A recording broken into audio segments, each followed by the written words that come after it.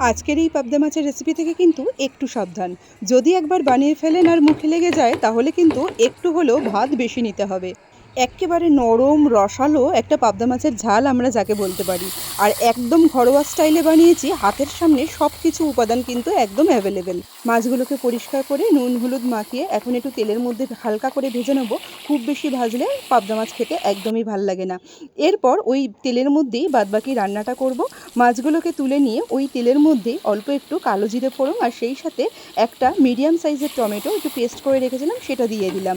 এখানে টমেটোর জলটা একটু মরতে থাক। অন্যদিকে এখানে 2 চামচ মতন পোস্ত নিয়েছি একটা বাটিতে, আর 2 চামচ মতন সর্ষে একসাথেই মিশিয়ে নিলাম। একসাথেই বাটাটা করে নিলে কিন্তু ভালো হবে।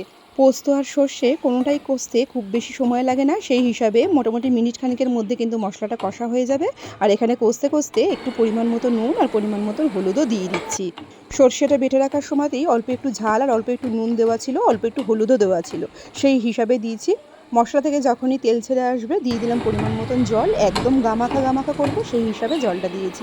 ফুটে আসার পর মাছগুলো দিয়ে হালকা করে ফুটিয়ে নিয়ে নামিয়ে নেব। পাবদা মাছ সেদ্ধ হতে একেবারেই বেশি সময় লাগে না, মিনিট খানিক ফুটিয়ে নামিয়ে নিলেই হবে।